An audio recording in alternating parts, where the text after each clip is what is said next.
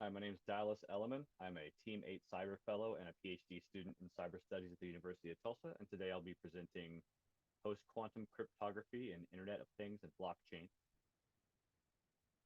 So the common theme among the three papers that I've chosen to present is post-quantum cryptography, abbreviated PQC. The first paper is a comprehensive review of post-quantum cryptography history and future developments. It's from Bernstein and Lange, and it was published in Nature in 2017. Second paper involves post-quantum cryptography and the Internet of Things devices, and it was published in the IACR 2020. That's International Association of Cryptographic Research, and Usenix conference in 2022. And the third paper is PQC in blockchain voting systems. So that's from the International Conference of Power, Controls, and Communications Technologies from 2022. I've chosen these three papers because they represent a general overview of post-quantum cryptography as well as some future directions and considerations that need to be taken into account. So the first paper from Nature in 2017 gives a rundown of the difficulties facing us. So almost every type of communication that we do in the digital world is cryptographic. Cryptography is essential to the security of many of our technologies, from online communication and finance to cars, implanted medical devices, Internet of Things devices. Most of these technologies use tested and proven methods of cryptography, such as transport layer security, HTTPS for websites, public-private key cryptography, symmetric and asymmetric cryptographic methods. But most of these methods will be broken by quantum computers once they get big enough um, to use some of the algorithms that have been shown to pose a danger to our current cryptographic methods. So specifically, there are two algorithms, Shor's algorithms and Grover's algorithm. They both, if the size of quantum computers gets big enough, in other words, if quantum computers get enough functioning qubits and quantum gates together, then they can essentially destroy all of our cryptographic methods. And so at that time, um, of course, all of our secrets will be made, public to anyone who's got a big enough quantum computer. But also, even before then, if there's information that's being transmitted currently, like today, that's encrypted, there are nation states and criminal organizations or just interested parties that will save and store that encrypted traffic now so that they can decrypt it later. And so it's a big problem. Post-quantum crypto systems must remain secure even in the scenario that an attacker has a large quantum computer. That's basically what post-quantum cryptography, um, the sector, is all about. The central goal of post-quantum cryptography is to identify cryptographic methods that are resistant to quantum algorithms, and then to build and deploy cryptographic systems around these methods. The authors in this paper in 2017, they highlight 6 different approaches that are promising. But you can see here, without even diving too deeply into any one of the methods, that each has advantages and disadvantages, and there's no silver bullet that's been identified just yet. Um, you may have, for one method, for example, the first method there, code-based encryption, high confidence in security, and very fast encryption, short ciphertexts. But the disadvantages is that there are large public keys, and so that presents a difficulty in some dimension of the problem. So these, in order for a post-quantum cryptography system to be usable, or to be effective, it has to combine usability, flexibility, and of course, it has to be secure. It also must integrate with the real world. So not only do they have to be affordable, um, the public key size has to be small enough to be usable, can't be too expensive or time consuming to compute, and other things like that, but also must accurately reflect the model of the quantum attacker must reflect reality. So our are the post-quantum cryptographic methods that we choose to standardize and implement, do they really reflect, they consider all of the dangers that a quantum computer attacker would pose, specifically, side channel attacks and other types of things that may not be as straightforward as, Shor's and Grover's algorithm. So in addition to being able to integrate into the real world, they have to be standardized. before the world will accept wide-scale deployment of these technologies. And so the paper goes into or examines hash-based signature system initiative that the Internet Engineering Task Force had, I think they were just about wrapped up with in 2017. Also in 2016, National Institute for Standards and Technologies put out an open call for submissions of post-quantum cryptographic methods. And that is, I think it's been whittled down currently in 2023 to 7 different methods that show some promise and that may be adopted for standardization. And the paper also mentions the European Union's Horizon 2020 post-quantum cryptography initiative. So overall, a good paper. I'd say its most prominent strengths are that it's from a high impact journal and it's been cited a lot since it's since it was published in 2017. It also uses some reliable, a good pedigree of reference source material, and it gives a detailed general background and overview of the problem, some solutions and challenges, but it keeps it short and sweet. The only weakness that I can see of this paper is that since it was published in 2017, it doesn't really represent subsequent advances in post-quantum cryptography or the current state of the art, but it provides a good foundation. And it is highly relevant to almost all sectors and organizations. So immediately, we want to try to implement PQC methods as soon as possible to head off store now, decrypt later approaches to decrypting our secure communications. And in the future, of course, it's going to have to be implemented, and there'll be compliance requirements. And so just about everyone is going to have to eventually deal with post-quantum cryptographic considerations. So for individuals, of course, you and me, we want to browse the web privately, communicate with each other, do financial transactions. Businesses, they have finances, customer data, intellectual property, and company communications tech, and in industry, operational technology or SCADA, infrastructure stuff. Manufacturing, transportation, I mean, there's so many, we rely on cryptography so much, and quantum computing poses such a threat that it's integral to the whole way that our world works, and so everybody should be thinking about it. And of course, it's easy to see how government and defense sectors need secure encrypted communications, and so they're going to have to consider post-quantum cryptography as well. Okay, so paper number 2 is called Post-Quantum Cryptography with Contemporary Coprocessors Beyond Kronecker, Schoenhage-Strassen, and Nussbaumer. And it was published, as I mentioned before, in the International Association of Cryptographic Research in 2020 and then Usenix in 2022. In summary, the authors point out that there are 30 billion plus Internet of Things devices installed worldwide. Internet of Things, or IoT, is just small embedded systems or small computers that connect to the internet.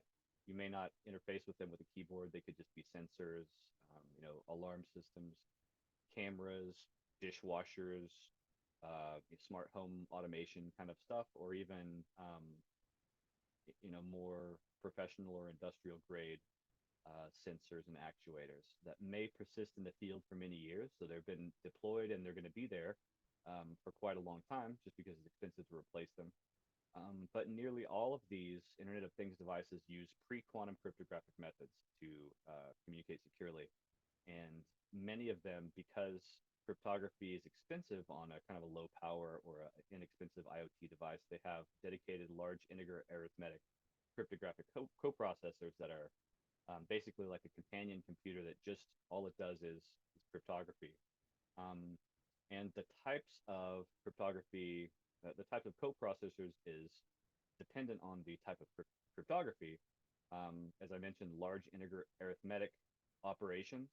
These coprocessors are good at those types of math problems, but none of the currently existing 7 NIST post-quantum cryptography finalists require large integer arithmetic math. Basically, what that means is that once these methods, if any of the 7 are standardized and deployed, there are a lot of Internet of Things devices that will need redesign or testing of new coprocessor types, and that activity is expected to span years or even decades.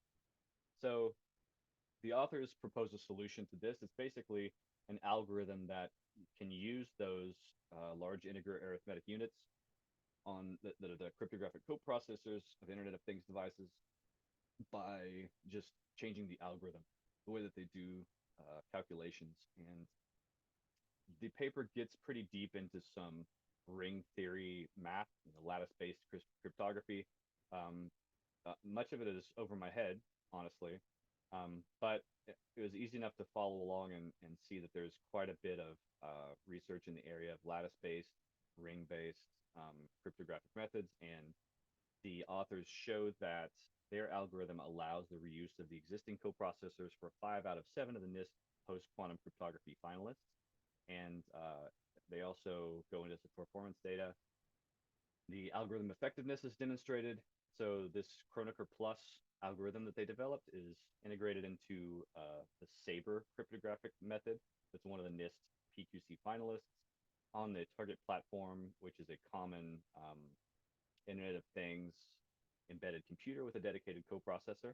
And their algorithm performs matrix multiplication 1 to 9 times faster than existing implementations and algorithms. And so it could be a good solution. The algorithm's correctness is also verified and some pseudocodes provided. So it's a good sort of a foundation for additional research for other people who want to find ways to use existing cryptographic coprocessors in Internet of Things devices.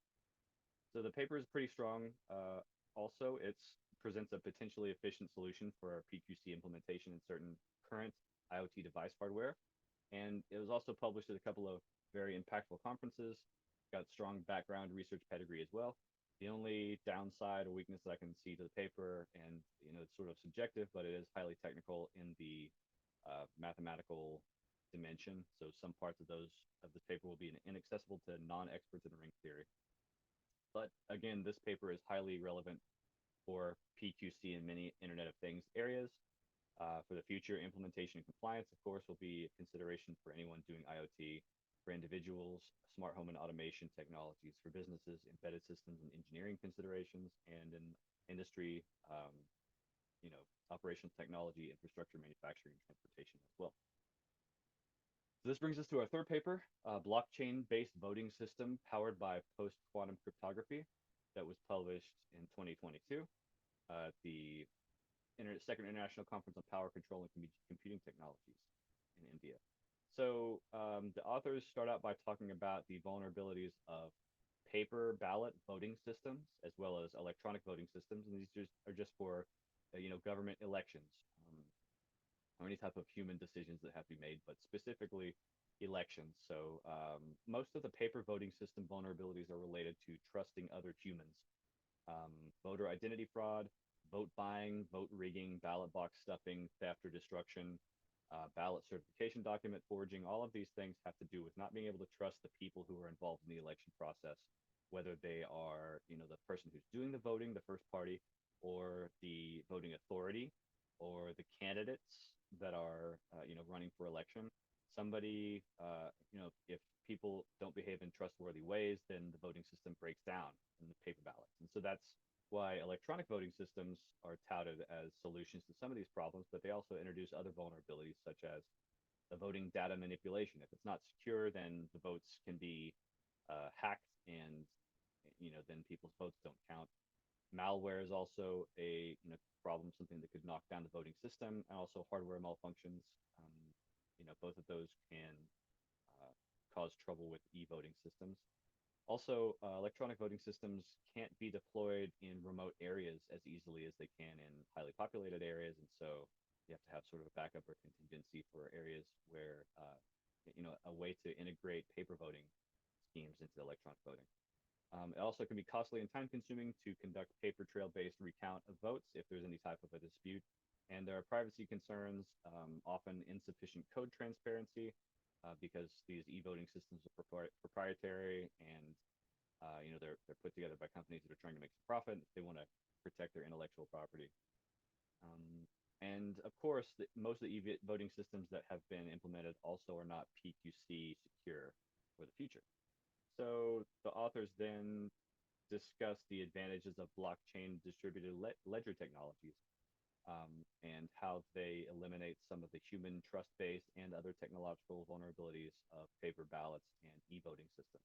So because blockchain and distributed ledger technologies rely on transparent consensus algorithms and smart contracts that everyone can see, you can take a look at the code and see exactly what's going on. If you're well versed enough in the tech to be able to tell what's going on, and that can eliminate some human trust vulnerabilities there. They also remove some technological vulnerabilities by providing, well, if they implement robust end-to-end secure communication channels. There's also, as mentioned, the code is transparent, but also the voting data can be transparent and traced back to, if everyone has a unique hash, for example, to identify themselves, then you can track your vote on the blockchain, and it's just a lot more transparent to be able to because the um, because the blockchain is distributed among either voters or vote authorities or anyone who has a node um, on the blockchain can be verified. So that's, distributed consensus not only improves the transparency of the vote, but it also improves hardware malfunction redundancy. So you're not just relying on one voting system; it may be distributed among dozens or hundreds of nodes. So because of these characteristics, blockchain and DLTs may help provide tamper-proof, transparent, secure, and auditable solutions for voting in elections. But even so, current blockchain and distributed ledger technologies, end-to-end encryption methods are threatened by quantum computing, of course. And so the paper provides a review of advances in the current state of blockchain-based online voting systems, features and challenges, and also discusses advancements in quantum computing and post-quantum cryptography, most of which I will not get into here, but they also suggest a post-quantum cryptography safe blockchain voting system, and they provide a design protocol. Without getting too far into it here, basically their design consists of a blockchain network that's a peer-to-peer network, implements practical Byzantine fault-tolerant algorithm, which requires almost 100% of the nodes um, to have consensus and to agree on what the blockchain is supposed to contain. And then there are some methods for end-to-end encryption that follow NIST recommendations and a post-quantum cryptographic protocol called Gossip for random neighbor list retrieval, which has to do with blockchain, um, entries on the blockchain. There's also a voting smart contract where the main voting logic is programmed and deployed by each transaction processing node, a distributed ledger that's copied to each node. And so there would be a middleware business logic layer and a user interface between, um, well, I'm sorry. So the interfaces between the client applications and the blockchain network. So you get the blockchain, the phone app or whatever the user interface would be, and then in between those two would be the middleware business logic layer that provides an SDK and a REST API, handles client identity, access management, and digital certificate management, and a client application and wallet, so that would use private public key cryptography and interface with REST API, and have either double or triple authentication with built-in hardware security modules for the devices. Finally, the voting system that they suggest has three stakeholders or users: the voter, who would self-register through a multi-layered authentication process, use a unique ID hash to preserve their identification and privacy, their identity and privacy. And then they would receive a digitally signed voting success certificate as confirmation. So you vote, you get confirmation that your vote has counted, and you can trace your vote through a digital certificate that's provided by the blockchain contract. The candidates for elections would follow a similar process, and similarly, they would have transparency. And then the voting authority, the government in charge, would be responsible for managing authorization and access, and the cryptography and other cybersecurity and technical operational aspects. Here's a picture of their presentation and what it looks like. See if I can zoom in a little bit here.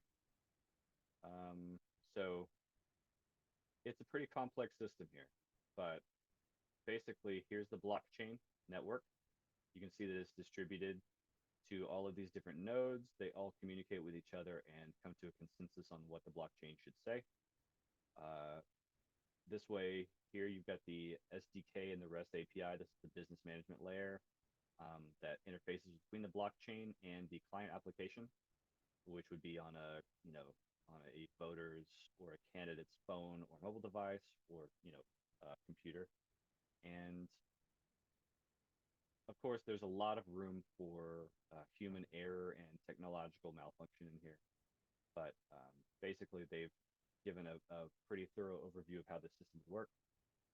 The paper has got some strengths and it's also got some weaknesses. Of course, it's an optimistic but thorough consideration of the technological aspects of trying to implement some type of a system like this. And it was published at a high impact conference. However, some weaknesses of the paper are that the spelling and grammar errors throughout the paper sort of detract from the paper's value and distract. There's also the implementation that they suggest is very complicated, maybe not complicated, but complex and requires a lot of steps. So there are many potential points of failures and challenges to implementation. But it is relevant to the future of election security and other blockchain tech because post-quantum cryptography has to be a consideration in implementing any type of new technology, and blockchain is definitely an emerging technology for the future. So it's also relevant because a post-truth era, or that there's been a lot of claims of election falsification or rigging in the American political system and other places in the world. And so there may be some type of a transparent, trustworthy solution that is needed for us to ground reality in this area. And it's also relevant because the opportunities and challenges that are highlighted in this paper may translate to other blockchain-based activities and technologies such as fintech and other applications. So in conclusion, these three papers highlight and describe how cryptography is essential to the security of many of our technologies, all the way from online communication, cars, implanted medical devices to Internet of Things and blockchain, and that many commonly used crypto systems will be completely broken once large quantum computers exist. But the last two papers showcase how blockchain and Internet of Things are emerging technologies with special post-quantum cryptography considerations. And I appreciate you listening, and hope this was informative for you. Thanks a lot.